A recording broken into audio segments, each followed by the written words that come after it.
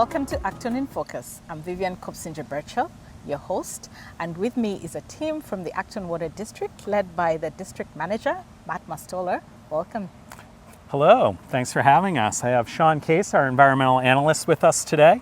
Where are we for the benefit of everyone watching us today? Yeah, so this is our South Acton water treatment facility. This is located off of High Street in South Acton. This plant provides about 70% of the drinking water throughout all of the town of Acton. So it's a pretty important facility for us that we're visiting today. Safe water is very critical for us as residents of Acton, and Matt and Sean are going to take us through a tour of how all that happens behind the scenes. So come with us. So here we are again with Matt. Could you please explain where we are standing right now and why this particular place is important to the Sure. community? So right now we're going to highlight our recently completed PFAS treatment facility here in South Acton. This is our third PFAS facility that we've constructed and now have operational here in Acton. And we already had a pretty advanced treatment system in place that was filtering the water, making sure it was safe and meeting regulatory requirements. So what we've done is we've constructed a pipe from our existing treatment plant across the driveway here, and that pre-filtered water comes into this equalization basin here. And this tank ensures that we always have a constant feed of water to put into our PFAS filters throughout the day.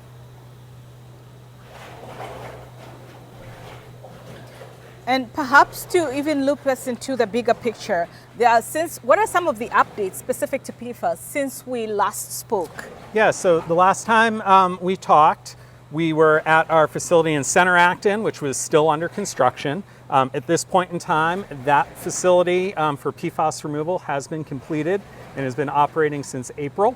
And additionally, we also turned on 2 new sources of supply at that site. And then finally, this site that we're at today is also operational. So in total, 3 of our treatment plants are fully treated for PFAS removal at this point in time, which is great news for the community because we have not been able to meet the state standards going back to about 2020. Well, we're going to be talking more about PFAS, but if we could guide us through what's the next step from here.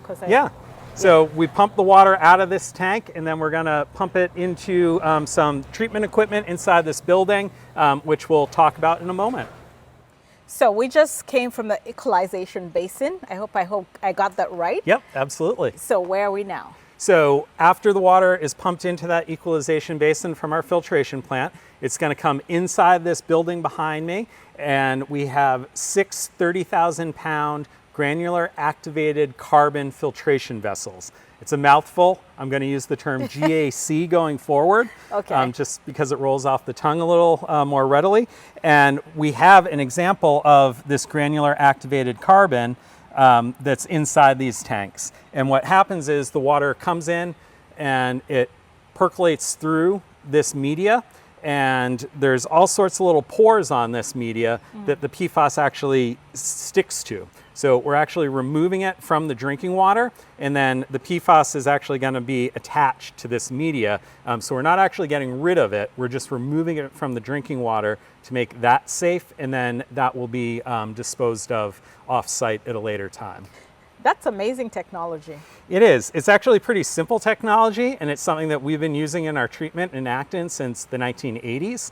But it's pretty simple. So this is a coal-based material. So it's a natural product that has been used in drinking water treatment primarily for taste and odor and organics removal. Fortunately, it does a really good job at removing PFAS compounds from the drinking water.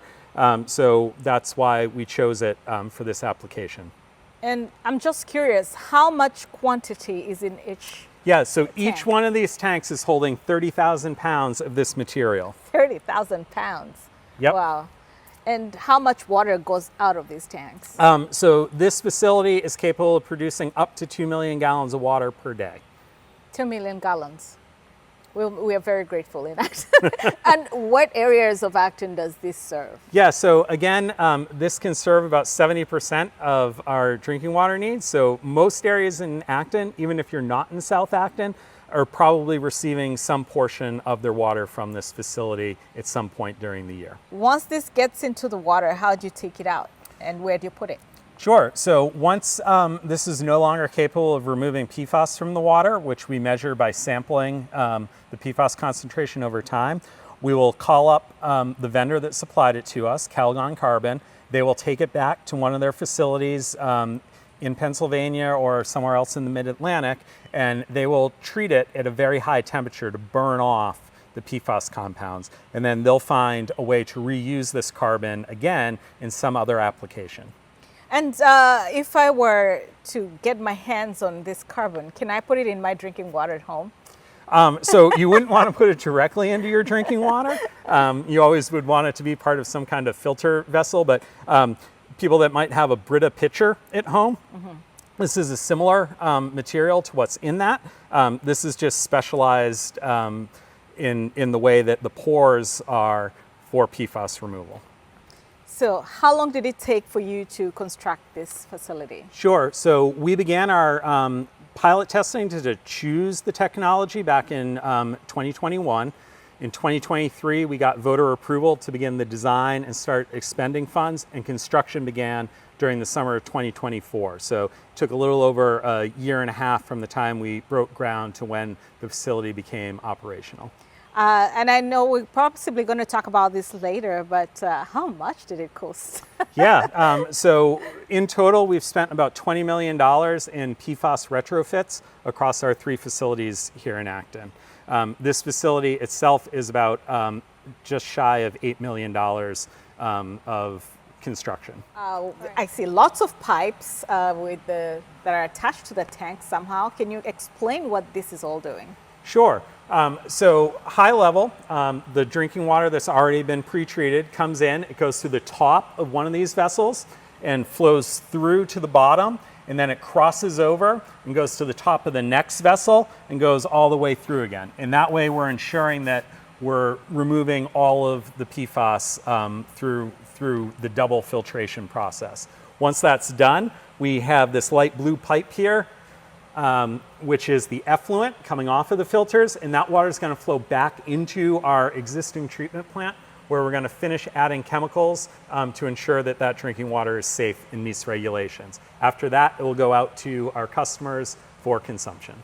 And actually, one of the other questions that I had planned to ask earlier is, for how long does the carbon stay in before you need to filter it out? That's a great question. So during our initial pilot testing, which is how we helped determine what technology to use, they were estimating about a year and a half before we would need to replace the carbon. Our facility in North Acton that we've been operating, we have not made that year and a half mark yet. We've made it to about somewhere between 9 and 11 months before we needed to replace it. So one of the challenges with carbon is lots of things besides PFAS want to stick to it, and the more things that stick to it, the less effective it is at removing the PFAS. And I think that's what I'll be talking to Sean about. Absolutely. So Sean, I was talking to Matt about the process for treating this PFAS. So what are the other benefits from treating PFAS that come just, naturally, or I don't know whether it's naturally or by design? Yeah. So like Matt mentioned, one of the things with, GAC is that there's a lot of other things other than PFAS that likes to stick to it. So some of those things, we already have been treating for, but there's just kind of a little bit of that residual still after, the existing treatment that we already have. So some of those things are kind of like organic carbon, or even just some kind of trace minerals such as like iron and manganese. But now that very trace amount is still getting into this GAC. And while it can reduce the lifespan for how GAC removes PFAS, it kind of has also that other side of a benefit where it's also removing these things that we generally don't want in the drinking water. So another benefit to that removal of especially organic material is we've been seeing a huge reduction in what we call disinfection byproducts out in our distribution system. And disinfection byproducts, they're basically just organic material that reacts with chlorine, and they can kind of produce compounds that we generally don't want to see in drinking water. We test quarterly for these, and we're always well below any MCL levels, but now we've seen an even bigger reduction, which we're very happy to see for that improvement in water quality as part of all this new treatment. And then in the context of community involvement in this PFAS treatment process, first of all, how can the community members be a part of treating or getting rid of PFAS in our community? Yeah, so one kind of important thing, especially as a community, is just staying engaged with the information already out there. We're constantly updating a lot of information, ongoing information, changes to kind of PFAS regulations even, always on our website. Okay. And I know Matt's going to talk a lot more as well about PFAS that we see as part of sources and things like that. And it's really important for the community to be engaged with that because with that support, it helps a lot in moving along processes that can help us improve the source water to protect it from PFAS. And beside the website, is there any other way that people can access this information? Yeah. Do you send newsletters? Do you send letters? Absolutely. So one thing that customers will be receiving either this week or in the next couple of days is something called our Summer Water Words. In this, you have something called a Consumer Confidence Report, or a CCR. And in that, it has all of the year 2025 water quality data. In that is also, PFAS, testing that we've done throughout the year. That's been going out into the distribution system. And I really like to emphasize too that this is just the 2025 data. So this doesn't have anything, any data that's representing like the new treatment that we see now here in South Acton or the new treatment facilities also at Center Acton. So you'll see, detections in this water quality report, but right now out in our system, PFAS is completely undetectable in drinking water through all the testing that we've been doing. Yeah, and that's great news for the community of Acton. And I had a follow-up question. I don't know whether it's yours or Matt's, but people who have private wells, how do they manage PFAS? Is that something that you're concerned about? And does it also affect our Acton Water District water supplies? Yeah, that's a question I've actually gotten a few times at a few events of people emphasizing that. And certainly I know we supply about 95% of the population of Acton, but there are folks out there who are on their own water systems. And unfortunately with PFAS, it's an extremely challenging thing to test for, especially as a homeowner. As far as the types of wells that most homeowners would have, generally they have what's called a bedrock well. And from what we've seen in some of our new sources, our new bedrock wells over at Center Acton, Vivian, I think you were out there with us to look at those some time ago now. But we do tend to see a reduction in PFAS concentrations in at least the bedrock. As well. So that is some good news for anyone with a bedrock well for their home. All right. Picking off what Sean said, in terms of the community involvement, the community is really always concerned about PFAS, but what does it really cost the Acton Water District for this regular maintenance, and what does it take? Yeah, so although we're here kind of in a celebratory tone right now, saying, hey, we're getting the PFAS out of the drinking water, we certainly, don't want the community to mistake that for we don't need to be concerned about PFAS anymore. And I say that for a couple of reasons. One, the ongoing maintenance and costs to keep this facility and our other facilities running. That does take a fair amount of planning and labor from our staff and from subcontractors. Right now, we're probably looking at, $500,000 to $1 million a year to operate these facilities. Wow. And as we run them, we'll get a better sense of what those actual costs look like. But that's probably an order of magnitude that we're talking about. So certainly there's that ongoing commitment in order to keep the water PFAS free, but also keeping in mind that PFAS is still out in the community. So PFAS is generally considered a legacy contaminant. It's been around since the 1940s. And here in Acton, we don't have a single source of it. We believe that there's, past and ongoing industrial manufacturing uses of PFAS. We also believe firefighting foam that has historically and is currently used may be an ongoing contributor, as well as waste management practices. So solid waste disposal, wastewater disposal are all things that are coming back and getting into the groundwater that we rely on here in Acton for our drinking water. So it's really important. Although we've removed it from the drinking water, the community still has it as an environmental hazard out there in the community. It could be in our soils, it could be in our surface water, it could be in these private wells that Sean was talking about earlier. And what are some of the things we can do at home to reduce the amount of PFAS we're releasing into the environment? Certainly.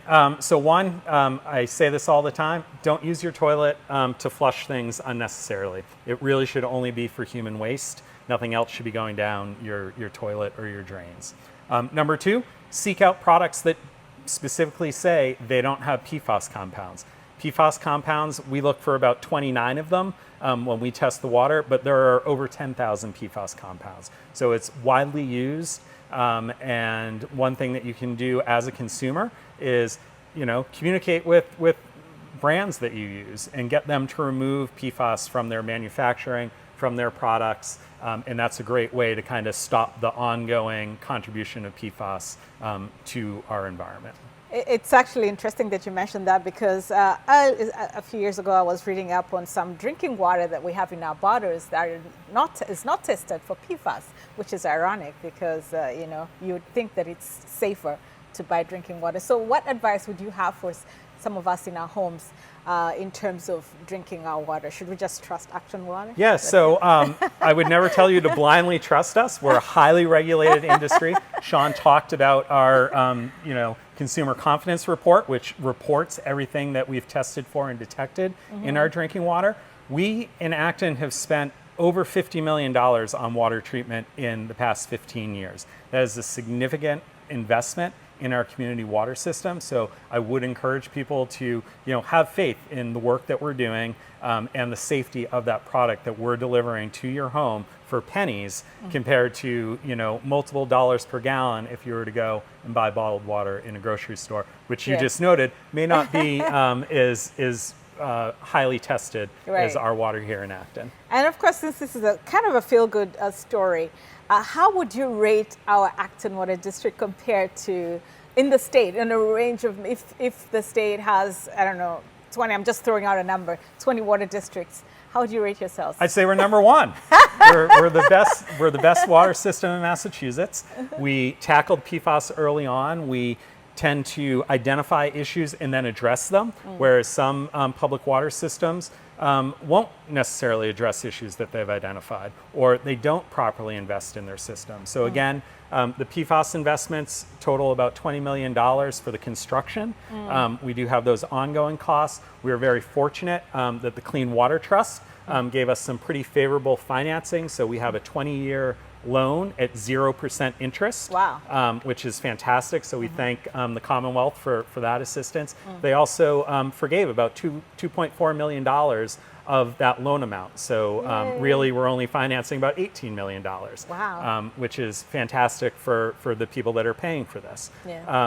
Additionally, our customers have been engaged, and that helps us do better. When you have people that are asking questions that want to know information, it causes us to go out and put together little pieces like we're doing today to share with the community the work that we're doing. And we truly thank the community both for their patience and for their engagement over the course of the last several years as we've discovered and then addressed, at least initially, PFAS here in Acton. Well, I would also like on behalf of the community to thank you and your team for keeping our drinking water as pure as it possibly can be. Well, not pure from free from PFAS as much as you possibly can. We don't take that for granted. And like you mentioned, not every water district has the ability or the funding to do this, but you have worked tirelessly to make it happen in Acton. So thank you. Absolutely. Thank you. We appreciate that. Is there anything we haven't talked about that you'd like to tell our viewers? I don't think so. All right. Well, my job here is done then.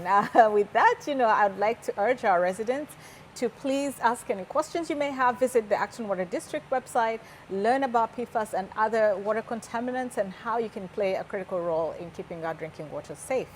But for now, thank you for watching. Till next time.